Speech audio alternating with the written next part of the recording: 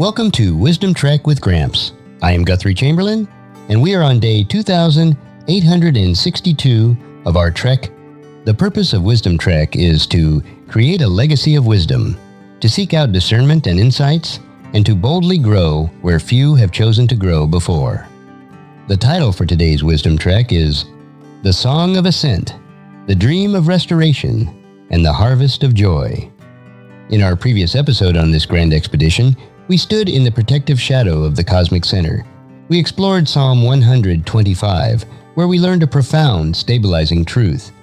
We discovered that those who place their absolute trust in Yahweh take on the permanent, immovable qualities of Mount Zion itself. We marveled at the spiritual geography of the Holy City, realizing that, just as a physical mountain surrounds Jerusalem, the Creator intimately and fiercely surrounds His people. We rested in the prophetic guarantee that the oppressive scepter of the wicked, the ruling power of the dark, rebellious principalities, has a strict expiration date. We anchored our souls in the unshakable peace of God's protective perimeter. Today we continue our upward climb on the ancient pilgrim trail, stepping into the seventh song of this magnificent collection. We are exploring Psalm 126, verses 1 through 6, in the New Living Translation. As the weary travelers ascend the mountain pass, they raise their voices to sing a song of stunning contrasts. It is a song that looks backward with unbelievable, intoxicating joy, while simultaneously looking forward through the blurry lens of tears and sorrow. It is the ultimate anthem of the exile, beautifully capturing the tension of living in a world that has been saved, yet still waits for its final redemption. Let us step onto the trail and listen to the Song of the Harvest. The first segment is The Unbelievable Reality of the Cosmic Rescue. Psalm 126, verses 1 through 3. When the Lord brought back His exiles to Jerusalem, it was like a dream. We were filled with laughter, and we sang for joy. And the other nations said, "What amazing things the Lord has done for them." Yes, the Lord has done amazing things for us. What joy! The stanza opens with a glorious, overwhelming memory of divine intervention. When the Lord brought back His exiles to Jerusalem, it was like a dream. To fully comprehend the sheer euphoria of this opening verse, we must remember the devastating reality of the Babylonian exile. The nation of Israel had been conquered, their holy city burned to ash, and the people violently dragged away into a foreign, pagan empire. In the context of the Divine Council worldview, this was not just a political defeat, it appeared to be a massive cosmic victory for the kingdom of darkness. The rebel gods of Babylon seemed to have triumphed over the Creator. For 70 long, agonizing years, the Israelites wept by the rivers of Babylon, convinced that they would die in the suffocating grip of their captors. But then, the sovereign of the universe moved His hand. He orchestrated the rise and fall of entire empires, moving the heart of the Persian king to release the captives. Yahweh reached into the dark, hostile territory of the disinherited nations, and He physically pulled His people out.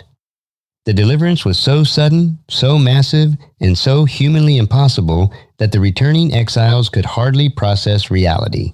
It was like a dream.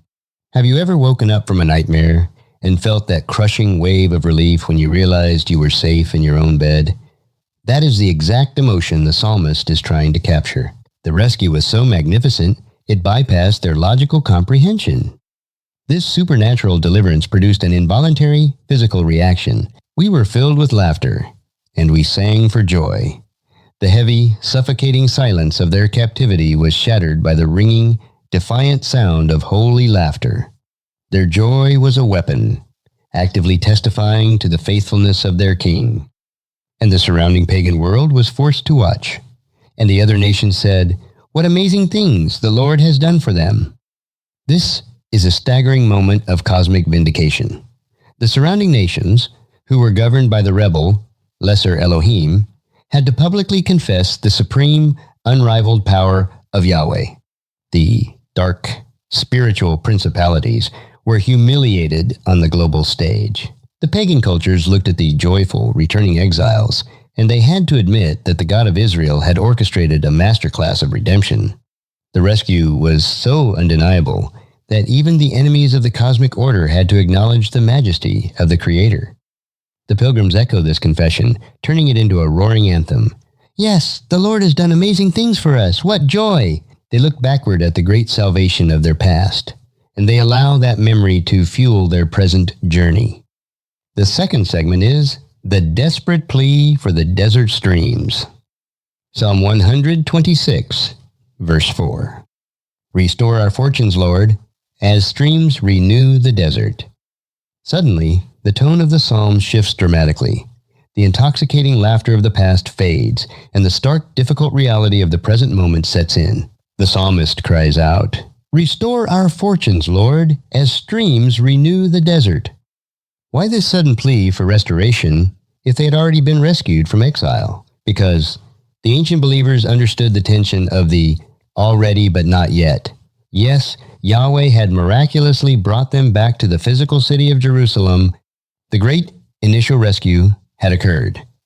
But the world was still broken. The land was still devastated. The enemies were still lurking outside the walls, and the exhausting, grueling work of rebuilding their civilization lay before them. They had been delivered from the nightmare, but they woke up to a harsh, demanding reality. They needed a second wave of divine grace. Therefore, they pray for a restoration that is, as streams renew the desert. Other translations use the term like the watercourses in the Negev. The Negev is the arid, unforgiving southern desert region of Israel. Most of the year, its riverbeds, or wadis, are completely dry, baked hard by the relentless sun. The landscape looks entirely dead, incapable of sustaining life. But when the seasonal rains finally fall in the distant mountains, something miraculous happens. Without any warning, a sudden violent flash flood comes roaring down the dry riverbeds. The rushing waters carve through the parched earth, instantly bringing explosive, vibrant life to the desert. Dormant seeds sprout, and the barren wasteland is transformed into a blooming oasis overnight. This is exactly what the psalmist is asking God to do in the spiritual realm. He is saying, Lord, our current circumstances feel like a dry, scorched desert. Our souls are parched. The work of rebuilding is draining our strength. We need you to send a sudden, overwhelming flash flood of your Holy Spirit. We need the rushing waters of your grace to carve through our spiritual drought and bring vibrant, unexpected life back to our community. He is asking the Creator to intervene with the same undeniable power he used to bring them out of Babylon. The third segment is the grueling warfare of the sower. Psalm 126, verses 5 and 6.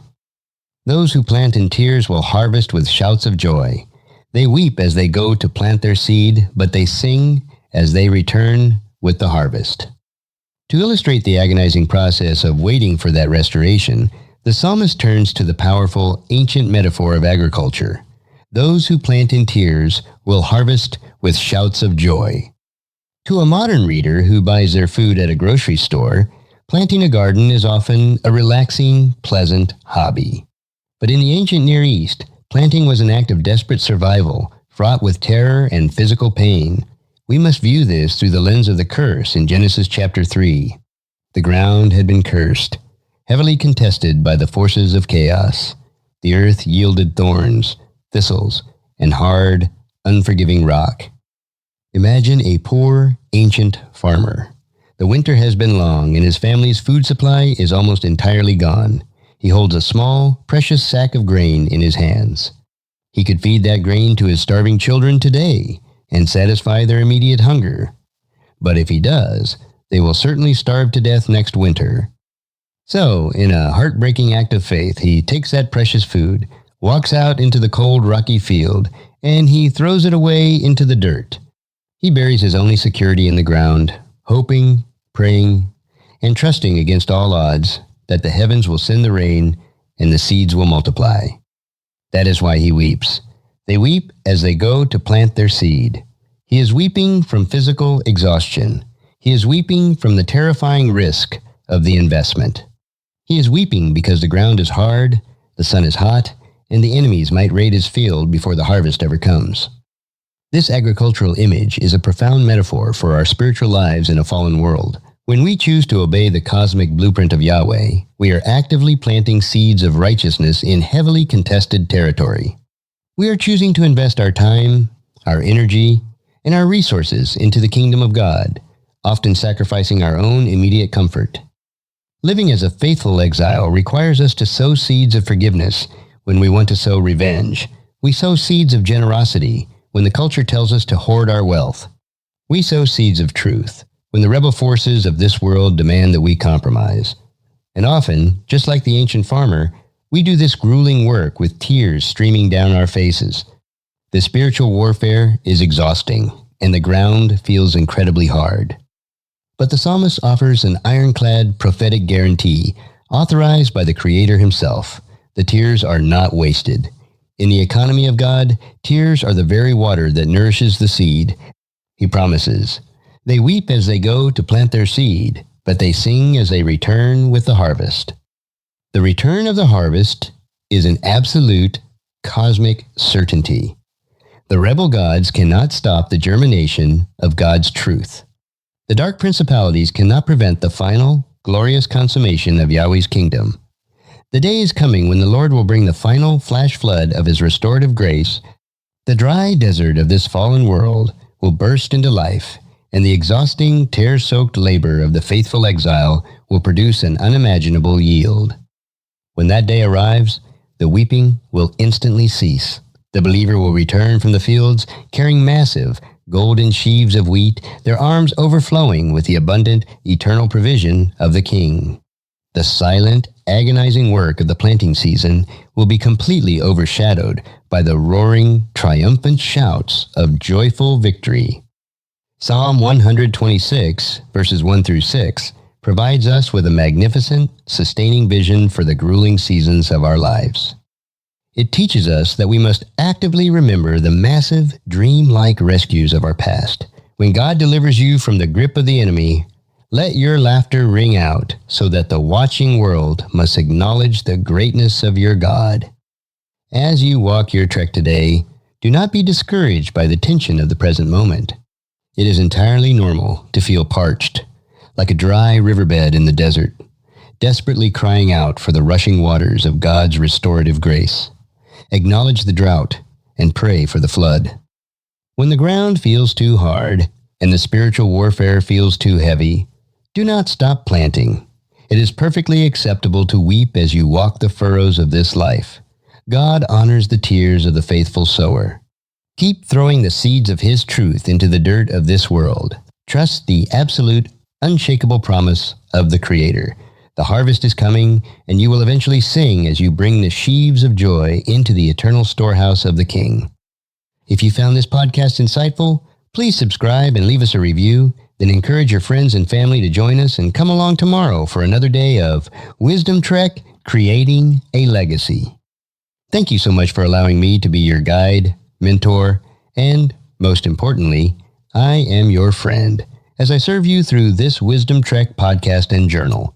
As we take this trek of life together, let us always live abundantly, love unconditionally, listen intentionally, learn continuously, lend to others generously, lead with integrity, leave a living legacy each day. I am Guthrie Chamberlain, reminding you to keep moving forward, enjoy your journey, and create a great day every day. See you next time for more daily wisdom. Psalm 125, verses 1 through 5, provides us with a magnificent, unbreakable fortress for our minds and our souls. It teaches us that when our trust is placed entirely in the Creator, our lives take on the permanent, immovable qualities of Mount Zion itself. The shifting politics and the cultural storms of this world cannot uproot a soul that is anchored to the throne of God. As you walk your trek today, visualize the mountains surrounding Jerusalem. Remember that the Lord your God is actively wrapping His presence around you, acting as an impenetrable, eternal shield against the rebel forces of this age. If you feel overwhelmed by the corruption of the world, take comfort in the fact that the scepter of wickedness has a strict expiration date. The Creator will not allow the pressure to break you. Keep your heart in tune with the King. Refuse the temptation of the crooked path and rest securely in the unshakable, everlasting shalom of your God. If you found this podcast insightful, please subscribe and leave us a review, then encourage your friends and family to join us and come along tomorrow for another day of Wisdom Trek, Creating a Legacy. Thank you so much for allowing me to be your guide, mentor, and, most importantly, I am your friend, as I serve you through this Wisdom Trek podcast and journal. As we take this trek of life together, let us always live abundantly, love unconditionally, listen intentionally, learn continuously, lend to others generously, lead with integrity, leave a living legacy each day. I am Guthrie Chamberlain, reminding you to keep moving forward, enjoy your journey, and create a great day every day. See you next time for more daily wisdom.